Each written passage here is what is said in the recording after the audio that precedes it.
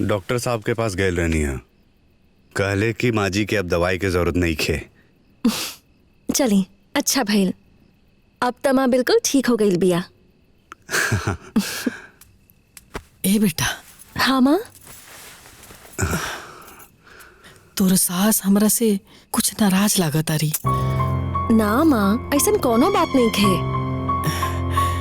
हाँ बेटा, 2-3 दिन से देखा था नहीं उनकर व्यवहार हमरा प्रति बढ़िया नहीं खे। यही सब के चलते हमें जाइला चाहत रही, लेकिन माँ जी ऐसा कोनो बात नहीं खे। बाबू हम दुनिया देख ले बानी, हमरो उम्र हो गई बा, सब कुछ समझ में आवेला। ना माँ, हो सकेला कि सासू माँ के बोले के कोनो और मतलब होखे।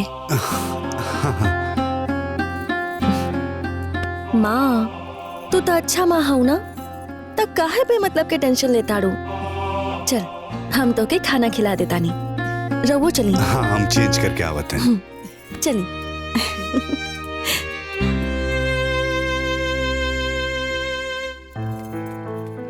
आई माँ बैठी, हम खाना लेके आवता नहीं। अरे भगवान,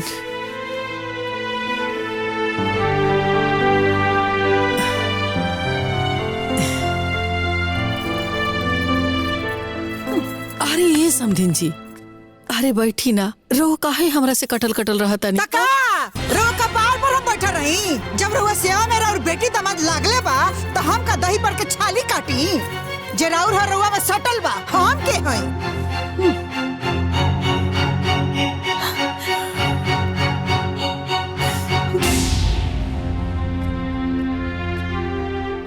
हमार माई से ऐसे काहे बोले तानी माँ जी? तो कैसे बोली माँ जी से तारा? तहार माई है तो तू खुर पूजा। ए माई का हो गई, ऐसा काहे कहा ताड़ू? हम पगला गई बनी है बेटा, काहे कि जोन बात हमरा बुझाता नु तो होने का नहीं खे बुझा। मतलब ही दूसरा के बोझा हमरा कपारे पे कब ले रही।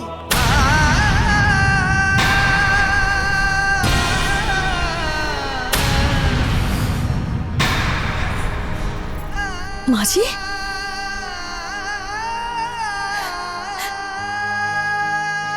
माँ जी, हमार माँ रउआ के बोझ लागे लागल। खाली बोझे ना, कपर बत थी। जब देखा तनी नु तो हमार कपार फाटा लागता इनका के।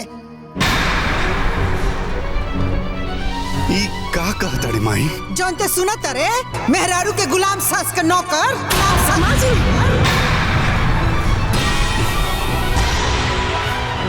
हम अपन माँ के बेइज्जती बर्दाश्त नहीं कर सकत। आखिर रउआ हमार माँ के का समझ ले बानी? हम अपन माई के सेवा करतानी त रउआ का चलतानी? हम राउर बहुत बाद में बानी, पहले हम अपन माँ के बेटी हई। तोहरा नियन बहुते बेटी देखले बानी, आ इनका नियर बहुते माई भी। अरे अभी नया कौन तमाशा चालू करे बाड़ू हो? ई बुढ़िया कब ले अपना घर में रही? माई ते ही ना कहले रहलिया कि जब बेटा के माई बेटा के साथ रह सकेली तब बेटी के माई बेटी के साथ काहे नहीं के रह सकत?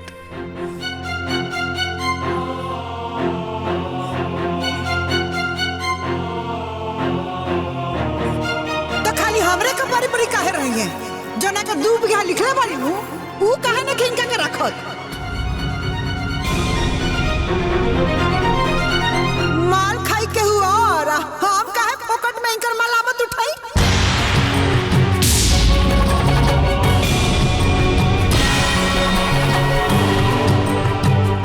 अब हमके सब समझ में आ गई बा। इस सारा ड्रामा हमरा माँ की संपत्ति के लालच में होता। तो काहे ना होई? ये आश्रम ना हो कि केहू मुंह उठौले चल आइया घर में सेवा पानी होई। सासू माँ,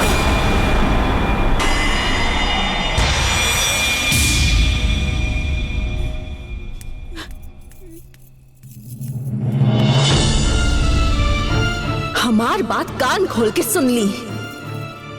हमार माँ कोनो आश्रम में ना, अपन बिटिया और दामाद के घर में बिया।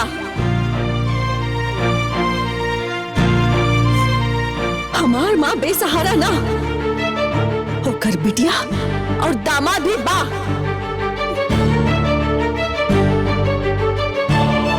हम रउआ लोग के जीवन भर गुलामी करी तक कोनो बात ना। हम अपन माँ के सेवा करतानी तक का तकलीफ बा। हम अपन माँ के बेटी हई तो हमार माँ हमरा साथे काहे ना रही।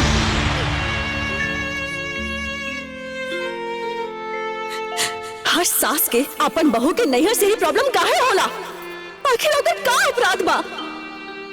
भगवान त ऐसन कौनो तराजू नहीं के बनवले बारे जहां बहू के ससुराल के पलड़ा बहू के नैहर से भारी होखे। बहू के सास के पलड़ा बहू के माँ से भारी होखे। ऐसे दोबारा ऐसन गलती मत करब।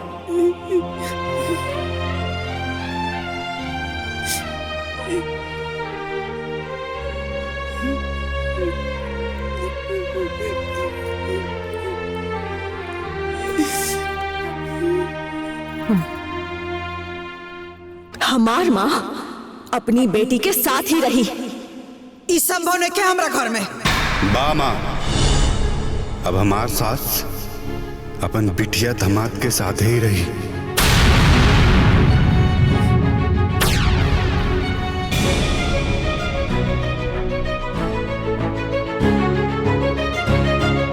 भले ही हमरा ई परिवार से अलग रह के पड़ी।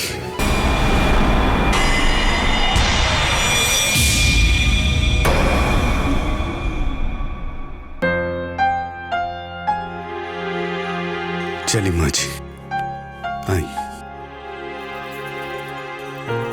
आराम से। उठी माँ, आई।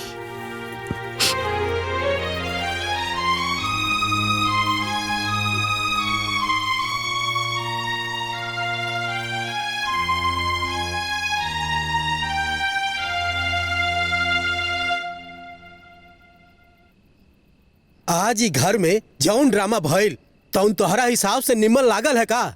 एगो हित के बुला के घर में ओकरा साथे ऐसा उचित व्यवहार कैल उचित रहल है का?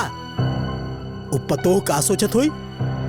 बेटा भी हमनी के खिलाफ हो गई। तो रहो ना ऊ अपना सासा मेहरारू के लेके। देख माई, तोर स्वभाव बिल्कुल नहीं ठीक लगता। ते 6 में नहीं रहा तो 6 में दूर हो जाले। देख आखिर रात छोटकी तो के बोल दिला से ना, ये सब सारा नाटक नौटंकी ड्रामा ओकर माई के प्रॉपर्टी खातिर हो रहल बा ना। हैं? वो कम भी है का?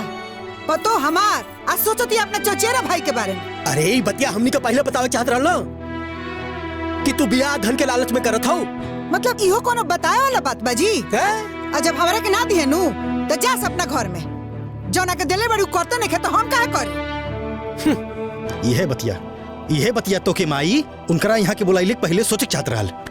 तो हम का जानत रही कि हमार पतो स्वार्थी निकल जाए और साथे साथे हमरा बेटा के अपने जाल में फंसा के हमरी के खिलाफ को दी।